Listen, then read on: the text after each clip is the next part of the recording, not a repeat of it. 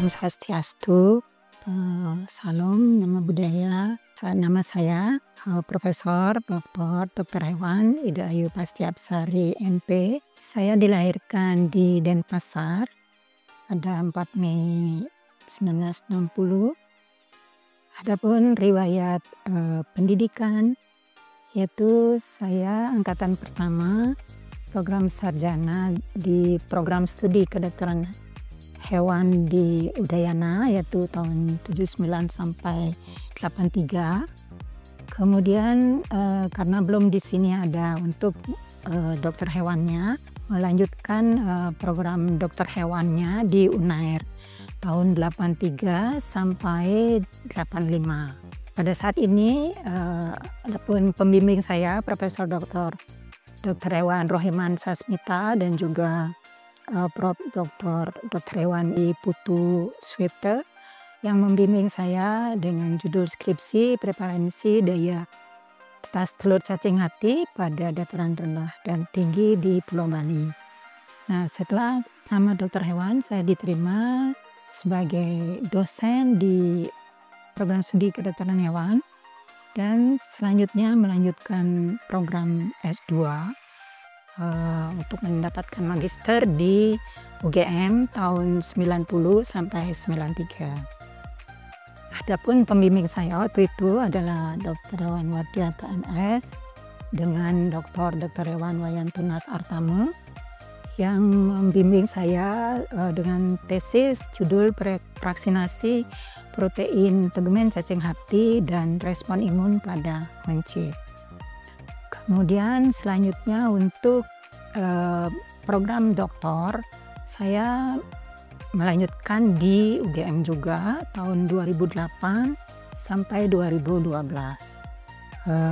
Adapun pembimbing atau promotor saya di S3 adalah Profesor Dr. Hewan Tunas Artame dan Bapak Dr. Hewan Sumartono dan Profesor Dr. Hewan Dambriase MS. Adapun judul daripada program atau disertasi saya adalah pengembangan diagnosis molekuler toxoplasmosis berdasarkan sekuens spesifik deoksiribonukleik acid, takisoid dan bradisoid. Kemudian pada saat ini saya diangkat atau dinaikkan jabatan menjadi guru besar dengan bidang kepakaran adalah protozoologi veteriner.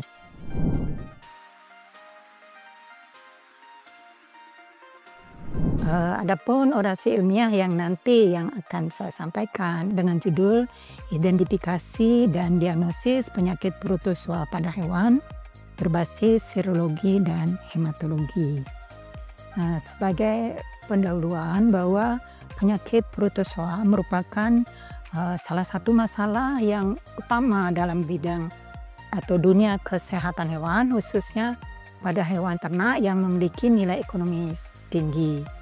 Kemudian ada beberapa contoh penyakit protozoa yang menimbulkan kerugian banyak seperti misalnya babesiosis, kemudian ada theileriosis, kemudian ada trypanosomiasis, itu yang pada darah dan yang pada saluran pencernaan juga ada banyak.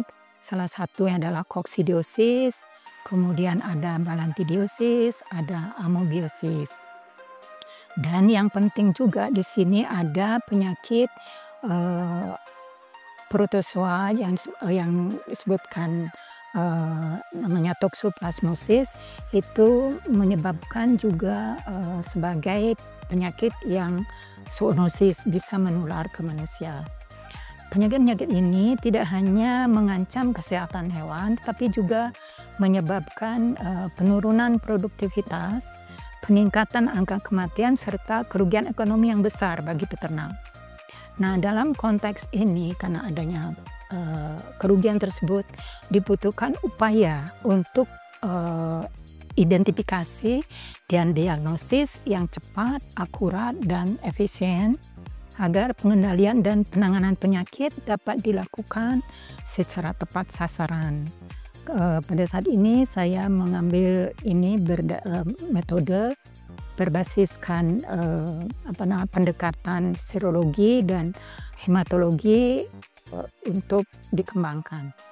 Kemudian satu persatu di sini saya jelaskan, kemudian identifikasi secara serologis.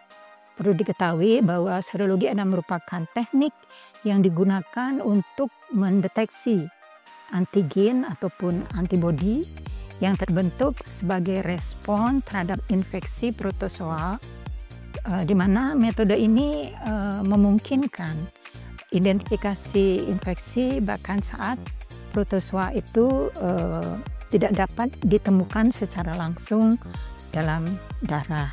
Itu kelebihan. Nah, kemudian apa saja teknik tersebut? Ada beberapa teknik serologi yang umum digunakan, antara lain ELISA, Enzyme Linked Immunosorbent Assay, yang mampu mendeteksi antibodi spesifik dalam darah.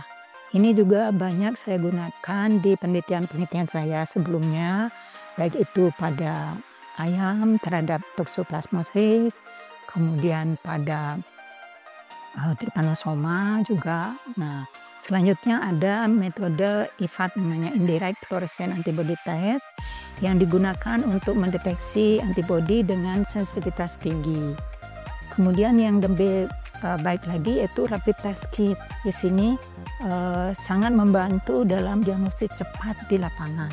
Nah, ini perlu dikembangkan untuk lebih bisa sebagai screening test. Kemudian selanjutnya ada tes aglutinasi. Ini mendeteksi antibodi ataupun antigen dalam cairan tubuh yang melibatkan terjadinya aglutinasi. Ini juga beberapa metode ini saya gunakan dengan meneliti penyakit protozoa pada penelitian-penelitian saya sebelumnya, yaitu pada Trypanosomiasis menggunakan tes aglutinasi yang sudah dikembangkan. Kemudian ada imunohistokimia. Ini merupakan teknik laboratorium yang digunakan untuk mendeteksi atau memvisualisasikan keberadaan protein pada lokasi spesifik atau antigen dalam jaringan. Nah, metode ini juga saya terapkan atau pergunakan dalam hal mendeteksi atau penelitian-penelitian yang mendeteksi penyakit protozoa pada pada penelitian-penelitian saya. Keunggulannya untuk serologi ini mampu mendeteksi infeksi kronis dan juga subklinis yang seringkali terlewatkan dari pemeriksaan secara mikroskopis. Nah, selanjutnya adalah diagnosa yang berbasis hematologi. Hematologi adalah merupakan ilmu yang mempelajari komponen darah dan perubahan-perubahan yang terjadi pada darah itu akibat terjadinya penyakit, terutama di sini akibat dari penyakit protozoa. Seperti misalnya terjadi anemia hemolitik, itu akibat rusaknya sel darah merah oleh protozoa. Kemudian terjadinya leukositosis atau leukopenia, itu peningkatan dan penurunan daripada sel darah putih untuk menandai respon imun terhadap infeksi. Kemudian juga terjadinya trombositopenia yang mencerminkan kerusakan dan gangguan dari pembekuan darah. Pemeriksaan ini menjadi sangat penting untuk memperkirakan tingkat keparahan infeksi serta menilai status fisiologi hewan. Nah, dua metode ini berintegrasi ataupun berkolaborasi, di mana pendekatan kombinasi ini memberikan hasil diagnosis yang lebih komprehensif karena mencakup deteksi agen penyebab sekaligus respon fisiologis hewan terhadap infeksi. Ini sangat penting untuk menentukan status infeksi, baik itu karena infeksi yang akut, infeksi kronis, ataupun apakah hewan itu menjadi sembuh. Kemudian mengevaluasi efektivitas terapinya. Selanjutnya juga menentukan kedua metode ini bisa untuk menentukan prognosis atau indikasi apakah hewan itu perlu dikarantina ataupun dieradikasi atau dilenyapkan begitu. Nah, tantangan dan harapan, tantangannya di sini karena terbatasnya akses laboratorium di daerah terpencil sehingga itu menyulitkan untuk menemukan atau memeriksa di laboratorium. Kemudian kurangnya tenaga ahli yang mampu untuk membaca hasil tersebut. Kemudian biaya operasionalnya juga cukup tinggi. Nah, adanya tantangan itu harapan saya semakin banyak nantinya metode rapid test kit yang digunakan atau dikembangkan untuk diagnosa penyakit ini, terutama penyakit protozoa ini, sehingga identifikasi agen di lapangan dapat mudah, cepat, dan terjangkau. Nah, sebagai penutup di orasi ini, saya yakin bahwa dengan kemajuan teknologi seperti penggunaan alat hematologi secara otomatis, nanti mungkin bisa diciptakan alat itu dan juga pengembangan rapid test kit secara serologis yang berbasis lateral flow. Ini maksudnya apa?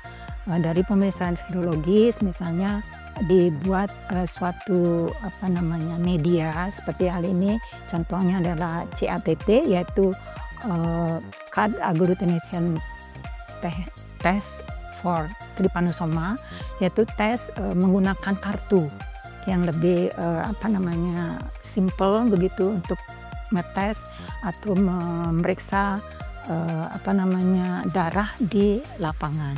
Selanjutnya dikembangkan uji serologis metode rapid test yang berbasis molekuler misalnya, supaya identifikasi agen ini menjadi lebih identifikasi diagnosis penyakit protozoa hewan hanya soal teknis laboratorium, tetapi juga menyangkut ketahanan pangan, kesejahteraan peternak, dan keberlangsungan produksi hewan ternak secara nasional, yaitu melalui pendekatan serologi dan hematologi yang berintegrasi.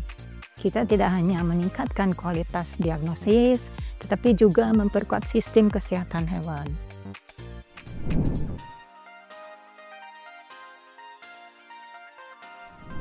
Ini tentunya bermanfaat untuk mendeteksi dini penyakit.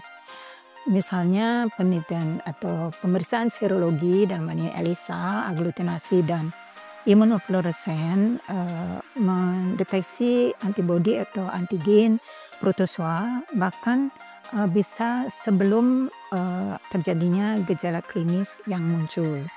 Kemudian pemeriksaan hematologi, ini analisis darah lengkap, dapat menunjukkan perubahan awal seperti misalnya anemia, leukositosis, perubahan bentuk sel darah akibat terjadinya infeksi protozoa. Nah, itu yang pertama. Kemudian yang kedua, manfaatnya dapat meningkatkan akurasi diagnosis. Kombinasi serologis dan juga hematologi ini dapat meningkatkan keakuratan diagnosis dibanding dengan metode yang tunggal gitu. Serologis ini memberikan konfirmasi spesifik terhadap agen penyebab, sedangkan hematologi menunjukkan kondisi fisiologis hewan tersebut. Kemudian manfaat yang ketiga mungkin menentukan tahapan deteksi, yaitu serologi bisa membedakan infeksi itu apakah akut atau kronis berdasarkan jenis imunoglobulin yang muncul pada saat pemeriksaan, misalnya imunoglobulin M dan imunoglobulin G. Secara hematologis ini membantu memantau progresivitas infeksi berdasarkan profil darah dan dari waktu ke waktu. Itu manfaat selanjutnya, yaitu panduan untuk terapi yang efektif. Diagnosa yang tepat memungkinkan dokter hewan itu memberikan pengobatan yang sesuai, misalnya dengan memberikan anti protozoa. Kemudian pemantauan dengan hematologi pasca pengobatan ini bisa menunjukkan efektivitas terapi yang diberikan, apakah sudah sesuai ataupun masih kurang. Selanjutnya, untuk manfaat berikutnya dapat mencegah penularan dan pengendalian wabah. Identifikasi ini memungkinkan hewan nantinya diisolasi atau diberi pengobatan yang terinfeksi untuk mencegah penyebaran dari hewan ke hewan lain ataupun dari hewan tersebut ke populasi yang lebih banyak begitu. Dan di samping itu berguna untuk program karantina dan sertifikasi hewan yang bebas penyakit. Selanjutnya bisa juga untuk menjamin kesehatan hewan ternak. Hewan ternak yang sehat akan menghasilkan daging, susu, dan juga telur yang aman untuk dikonsumsi. Tentunya ini berguna untuk kesehatan manusia tentunya ya. Penelitian ini akan membantu mengurangi angka kematian dan penurunan produktivitas akibat infeksi oleh protozoa ini. Dan yang penting sekali di sini adalah mencegah zoonosis atau penyakit yang menular dari hewan ke manusia. Ada beberapa penyakit protozoa dalam hal ini adalah Toxoplasma gondii yang juga potensi menular ke manusia seperti misalnya Trypanosoma efansi. Ini sudah terbukti ada atau bisa menular ke manusia begitu. Itu perlu diperhatikan untuk kesehatan hewannya. Diagnosa dan untuk membantu pencegahan penyebaran penyakit juga berguna untuk menjaga kesehatan masyarakat. Yang berikutnya sebagai manfaat dapat juga untuk meningkatkan ketahanan pangan. Kalau hewan-hewan itu sudah sehat atau bebas dari penyakit protozoa, tentunya produktivitas dan juga efisiensi penghasilan pangan hewan juga akan meningkat. Ini berkontribusi langsung juga terhadap ketersediaan dan kualitas pangan di masyarakat. Nah, di samping itu juga berguna mengurangi penggunaan obat secara sembarangan, karena kalau diagnosis sudah tepat, sudah pasti, sudah akurat begitu, berarti pengobatannya akan menjadi lebih terarah dan rasional. Ini juga berguna untuk menghindari resistensi obat dan juga residu yang berbahaya dalam produk hewani. Di samping itu, kalau hewan itu sudah sehat, berarti meningkatkan pendapatan peternak. Hewan yang sehat mengurangi kerugian akibat kematian misalnya, kemudian kerugian akibat perawatan, kerugian akibat penurunan hasil produksi. Jadinya perlu penelitian untuk memberikan dasar bagi peternak dalam mengelola ternaknya secara lebih ilmiah. Demikian juga bermanfaat juga bagi dasar kebijakan untuk kesehatan hewan. Hasil penelitian ini dapat digunakan untuk pemerintah ataupun institusi terkait untuk menyusun strategi pengendalian dan pencegahan penyakit hewan berbasis bukti ilmiah dari hasil penelitian. Yang berikutnya bisa sebagai manfaat untuk edukasi dan kesadaran masyarakat. Dapat juga untuk meningkatkan pemahaman masyarakat tentang pentingnya kesehatan hewan terhadap kesehatan manusia dan lingkungan.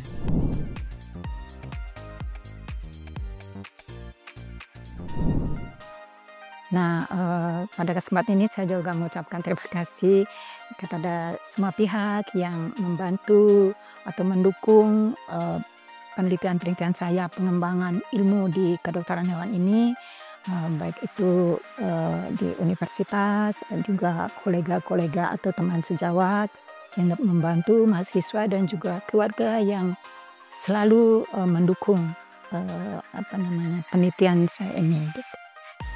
Sebagai seorang guru besar, untuk tetap mengabdi kepada universitas dan juga masyarakat luas yang merupakan bagian dari tanggung jawab moral atau tanggung jawab akademik dan juga sosial. Apa saja itu komitmennya, menjaga dan meningkatkan kualitas tridharma, membina dan membimbing sivitas akademika, kemudian berperan aktif, pengembangan institusi, kemudian menjadi jembatan antara ilmu pengetahuan dan kebutuhan masyarakat. Sebagai bentuk pengabdian, saya yang akan menjalankan peran sebagai guru besar dengan dedikasi dan integritas, juga semangat untuk terus memberikan manfaat.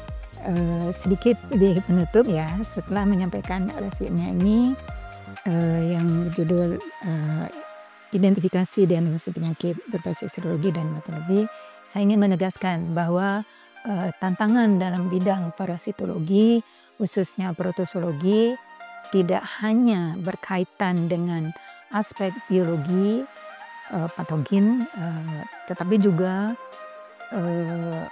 berkaitan dengan kemampuan kita dalam mendiagnosis secara cepat, tepat, dan terjangkau melalui pendekatan serologi dan hematologi yang terus diperbarui dan dikembangkan.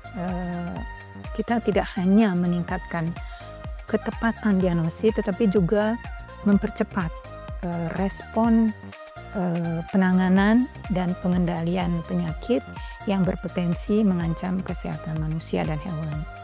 Nah, pencapaian akademik ini saya raih hari ini bukanlah akhir, melainkan awal dari tanggung jawab ilmiah yang lebih besar. Saya berkomitmen untuk terus berkarya, berinovasi, dan berbagi pengetahuan demi kemajuan ilmu dan kesejahteraan masyarakat. Demikian yang bisa saya ucapkan. Om Santi Sandi. Wassalamualaikum warahmatullahi wabarakatuh. Terima kasih.